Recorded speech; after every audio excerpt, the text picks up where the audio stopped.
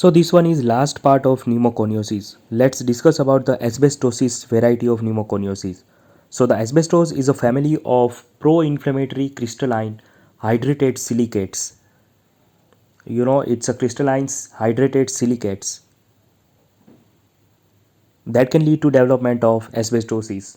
And the one important fact is that it is related to these silicates can be associated with the development of diffuse interstitial pulmonary fibrosis like that in other pneumoconiosis, or it could lead to development of variety of cancer. That's why it make it more dangerous.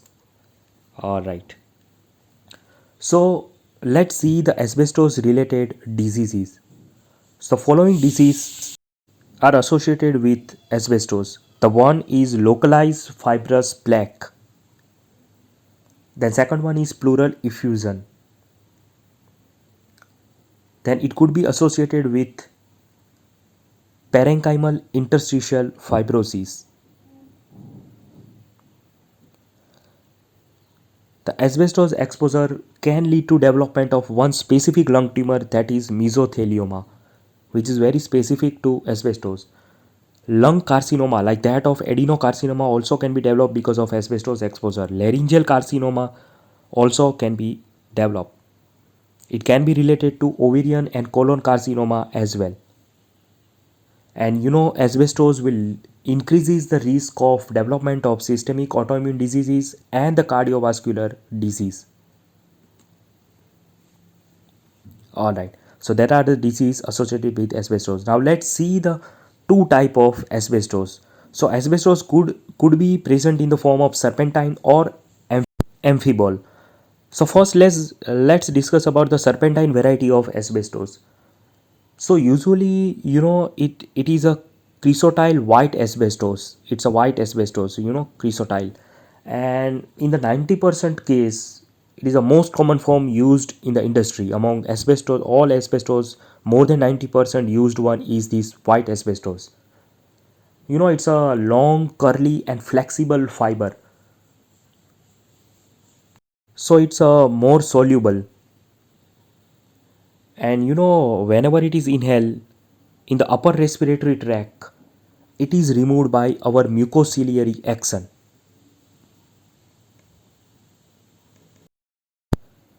But suppose it is reached to the deeper in the lung, if it is carried out to the lung bronchioles, terminal part of lung is involved, then they will get fragmented into a short particles, and they will be ingested by macrophage, and macrophage will do the phagocytosis of that particle, and they will remove the asbestos fiber, particularly of serpentine variety.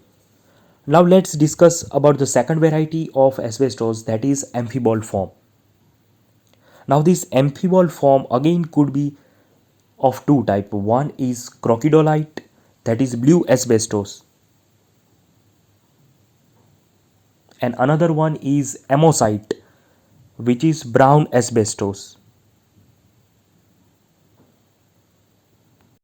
Now as compared to serpentine variety, the amphibole is a long, straight, rigid and the brittle fiber. It's a very rigid and brittle fiber. It's not soluble.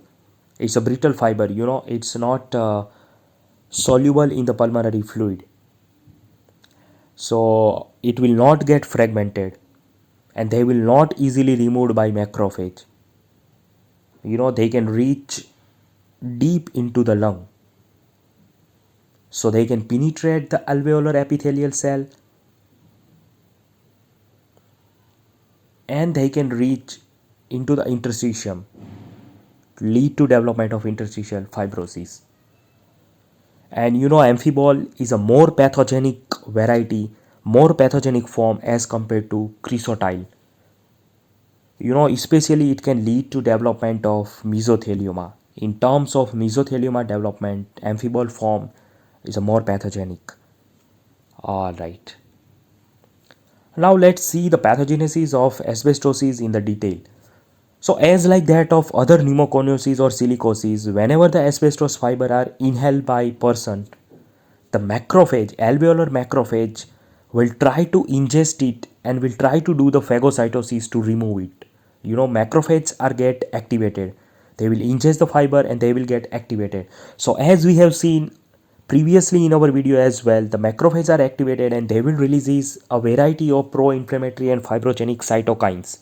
They will release variety of mediators. They will release the fibrogenic cytokines.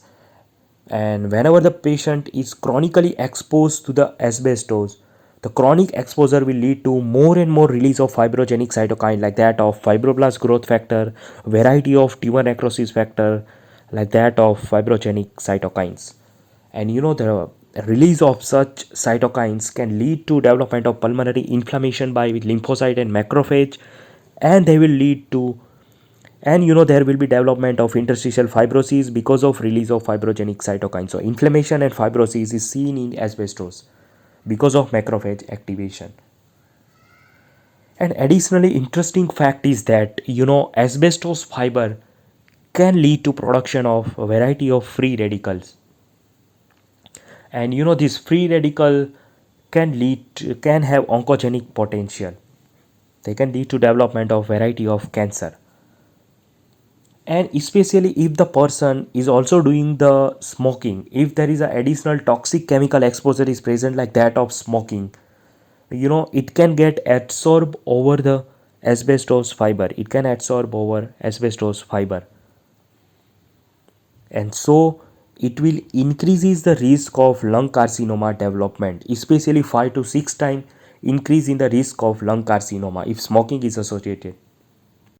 Let's discuss about the morphology of asbestosis. So first we will discuss about gross morphology. So the site of involvement could be lower lobe of lung or subpleura.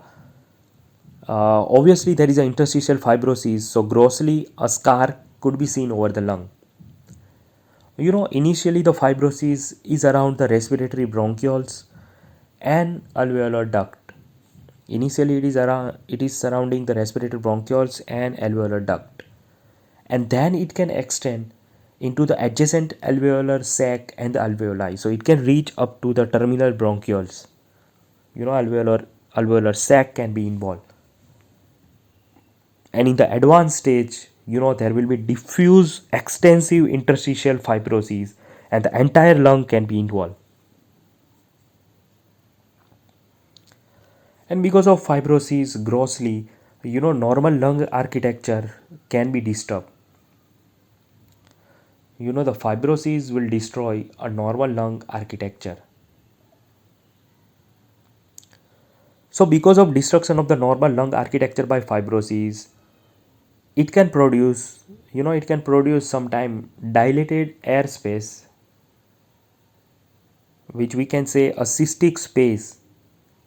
It can be surrounded by fibrous wall. So cystic space can be formed, which will be surrounded by fibrous tissue, as you can see in this diagram. Cystic space surrounded by fibrous wall, and it is given one of the beautiful name, that is honeycomb appearance. It is known by the name honeycomb appearance. Cystic space surrounded by fibrous wall. It can be seen in X-ray as well. Now let's discuss about the microscopy or histopathological appearance of asbestosis. So in the asbestosis, asbestos fibers inhale and reach up to the lung and they will form asbestos body. So asbestos body is seen in the asbestosis. Now what do you mean by asbestos body?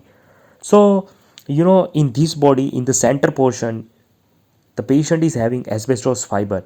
There is a translucent center of asbestos fiber and it will be surrounded by protein and the ion complex. So if asbestos fiber surrounded by protein and ion, if the coating is with protein and ion, this structure is known by the name asbestos body. And this body looks and golden brown, fusiform and the beaded rod. The golden brown color is because of ion, right? And the appearance, so the appearance of this fiber is like that of dumbbell. There is a dumbbell like appearance, as you can see in this diagram. Dumbbell appearance is seen of asbestos body. Now why they form? So they will form when the phagocytes try to remove the particle by doing the phagocytosis. The phagocyte ingests the asbestos fiber and they will try to do the phagocytosis. And the ion probably could be derived from the phagocyte ferritin. The ion could be derived from the ferritin. Alright, so that is about the asbestos body. Now you might be surprised that asbestos is not the only fiber that lead to development of asbestos body. Apart from asbestos fiber, other inorganic fiber like that of silica or coals all can be coated with iron and protein complex. So if any other inorganic fiber apart from asbestos coated with iron protein complex, it is known by the name ferruginous body. It is not known by the name asbestos body, but they are known by the name ferruginous body, right? All right. And in the lung asbestosis, microscopically, you will see a fibrosis and lymphocyte and macrophage inflammation. Like that of other pneumoconiosis, fibrosis and chronic inflammation will be seen. All right. Now let's discuss about the most common presentation of asbestos, that is pleural plaque. So it's a diffuse collagen with calcification. Grossly collagen and calcification is present. So grossly it is seen like that of plaque. Well circumscribed plaque is seen.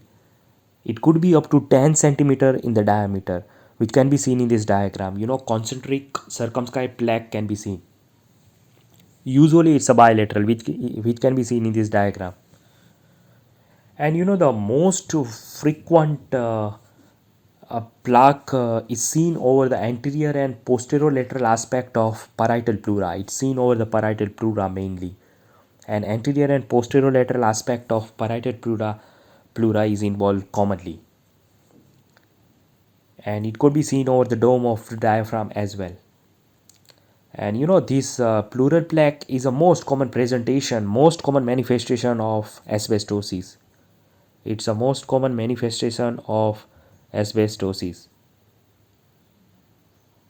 And if you do the microscopy like that of other presentation, fibrous tissue is seen. But in this particular variety, the hyalinized fibrous tissue is seen, and there is a dense collagen. And sometimes this collagen can form a slit like space. In another variety, cystic space was seen, but here slit like space is seen, which is arranged in parallel basket wave pattern. It can arrange in basket wave pattern.